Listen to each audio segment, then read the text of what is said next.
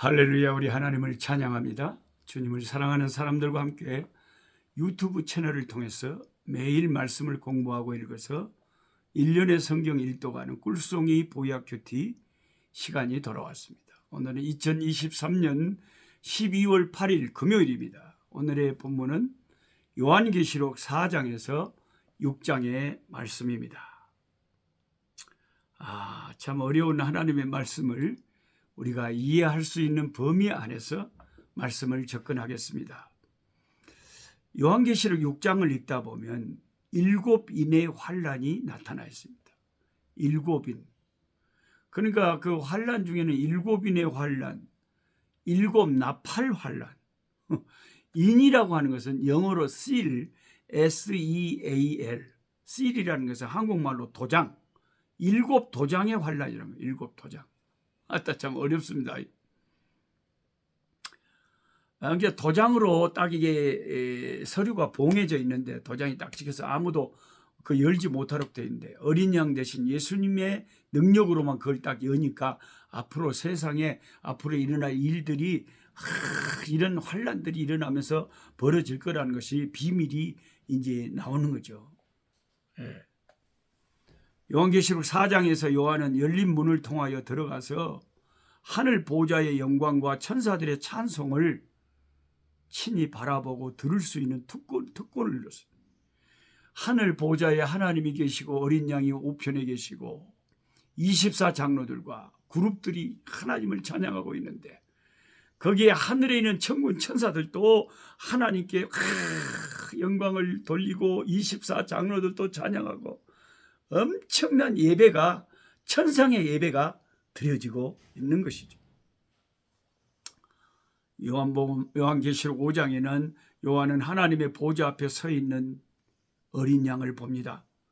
그리고 장로들과 천사들과 만물들이 부르는 대찬양의 합창을 들었습니다. 이게 얼마나 영광스러울까요? 이제 제6장에서 어린 양이신 그리스도께서 두루마리 책을 취하여 즉시로 봉해진 도장들, 인들을 떼기 시작하는데 요한은 각 봉인이 떼어질 때마다 그 눈앞에 전개되는 놀라운 장면을 기록하고 있는 것이 요한계시록 6장의 7 도장의 환란이죠. 첫째 인부터 넷째 인까지를 뗄 때마다 각각 흰 말, 붉은 말, 검은 말, 청황색 말이 나옵니다. 색깔로 봐서 무엇인가 흰색, 붉은색, 검은색, 청황색이니까 점점 나빠지고 있는 불길한 징조죠. 순결과 승리를 나타내는 흰색이 유혈을 상징하는 붉은색, 죽음과 재앙을 상징하는 검은색, 그리고 완전한 부패를 나타내는 청황색으로 색깔들이 변해가고 있습니다. 시대가 지나면서 교회사의 역사는 점점 말세를 향해서 나빠지고 있는 거죠. 7인을 7 교회와 같이 교회사적인 사건으로 본다면 교회사는 이런 타락의 슬픈 역사였습니다. 승리의 멸관을 쓰고 순결한 흰말을 타고 나가서 이기고 또 이기던 복음의 전성시대 초대교회를 지나자 교회는 유혈의 핍박과 분쟁에 휩싸입니다. 핍박이 끝난 후 교회는 교황권이 일어나고 세속적인 권력을 잡은 후에는 영적으로 거목해 죽어가기 시작합니다. 그리고 그 시체는 중세의 암흑시대에 완전히 썩어 부패하기 시작합니다. 하나님께 순종하는 백성들은 무수히 죽임을 당하였습니다. 5째 인을 떼실 때에 이제는 빨리 세상을 심판해달라고 호소하는 순교자들에게 잠시 동안만 기다리라고 말씀하신 어린 양은 6째 인을 떼신 후에 드디어 이 땅에 재림하십니다. 이걸 보면 인류의 역사, 그 요한 이후에 그 교회가 어떻게 교회사의 역사가 어떻게 주님의 재림 전까지 펼쳐질 것을 말씀하시는 것으로 우리가 이해를 하면 확실하잖아요. 7인의 환란은 세계의 종말 때까지 전개되는 각 시대의 사건들을 계시로 보여주신 것입니다. 하나씩 인을 뗄 때마다 상황이 나빠지다가 마침내 6째 인을 뗄 때에 하늘은 종이축이 말리는 것 같이 떠나가고 하늘이 축이 말린다. 여러분 종이를 갖다가 불에 태울 때 축이 말라지면서 확 불타 없어져요. 그러니까 이 우주가 하나님의 심판의 불에 의해서 태워질 때 종이축이 말라지는 것처럼 이 우주가 불타 없어진다.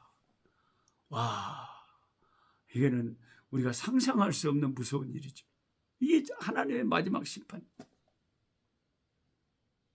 그때 주님이 재림하신다는 겁니다. 그게 요한계시록의 가르침이에요. 재림 나팔 소리 진동하며 우리 주님 공중에 나타나실 때,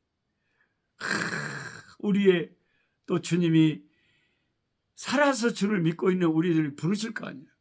우리의 이름을 부를 거예요. 나팔 불 때 나의 이름, 나팔 불 때 그 나팔은 심판의 나팔. 우리가 군대에서 아침 기상 나팔 소리가 들리죠. 빰빠밤빠빰 빠빠라. 기상 나팔 소리가 불리면 기상해라 그 말이거든요. 하늘의 천군 천사들이 예수님이 오신다는 나팔 소리를 부는 거예요.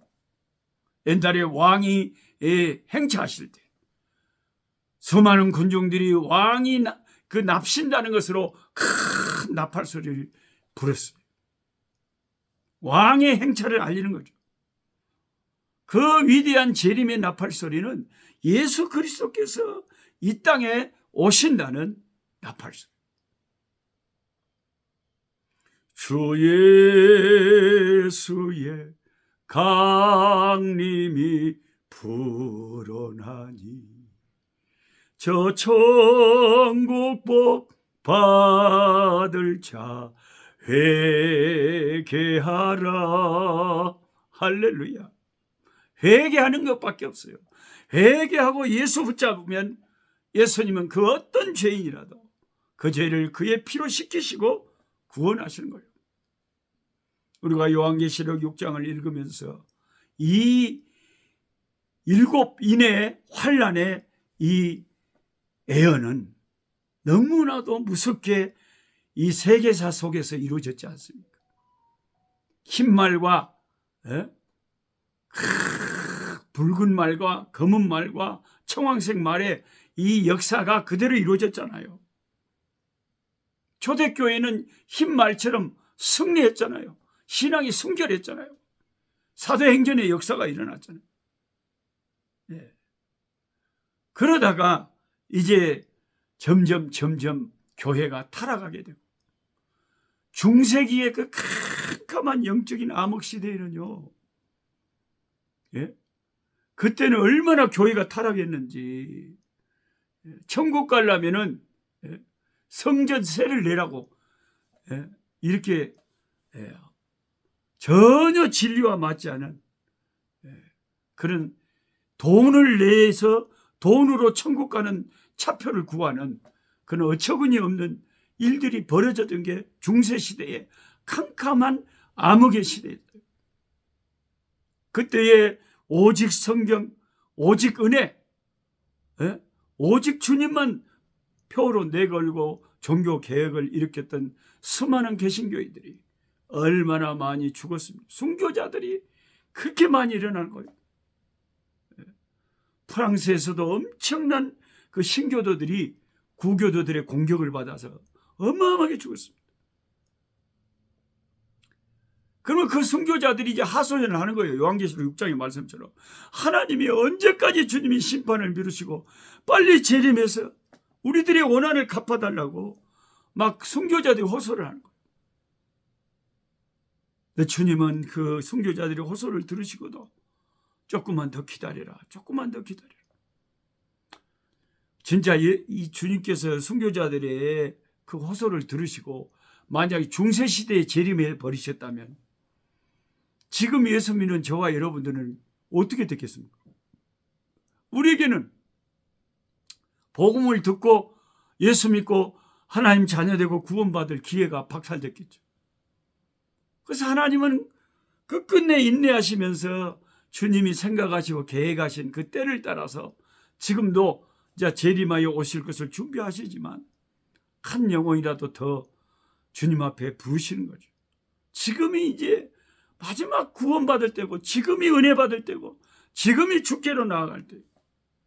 요한계시록 주님은 너희 목마른 자들아 다 내게로 오라. 내게로 와서 마셔라. 값없이 그냥 와서 이 구원의 영생의 물을 마셔라는 거죠. 우리는 얼마나 축복받은 사람인지 몰라요. 주님 재림 직전에 아직 구원의 기회가 있을 때, 이 은혜의 때에 우리 주 예수님을 구주로 섬기면서 주님의 구원에 받은 백성들이 되었으니 얼마나 감사합니까? 요한계시록 읽을 때마다 이 무서운 인류의 최후의 심판과 불심판과 주님의 다시 오심을 요한계시록을 읽을 때마다 다시금 우리는 경각심을 갖고 마음에 새기게 됩니다. 기도하겠습니다. 아버지 하나님, 감사합니다. 요한계시록의 말씀으로 우리에게 은혜를 주시는 아버지 감사합니다. 일곱인의 그 계시의 말씀, 한 인을 떼어서 그 봉인을 해제할 때마다 엄청난 일들이 인류사회, 세계사회, 교회사회에 일어나는 것을 보면서 이미 아버지 하나님이 여섯째 인을 떼실 때까지의 상황들이 우리에게 이미 펼쳐진 것을 우리가 알게 됩니다. 이제 남은 것은 주님 재림의 나팔소리와 함께 공중의 영광 중에 나타나시고 세상을 불로 다 태우시고 심판하시고 만왕의 왕으로 등극하실 일만 남아있음을 고백합니다. 주여, 이 죄 많은 말세의 세상에서 사는 우리들, 넘어지고 깨지고 자빠지기 쉬우니 우리를 긍휼히 여기사 붙잡아 주셔서 우리의 믿음이 변치 않도록 주님 붙잡아 주옵소서. 우리 주 예수 그리스도의 이름으로 기도하옵나이다. 아멘. 약한 자의 것을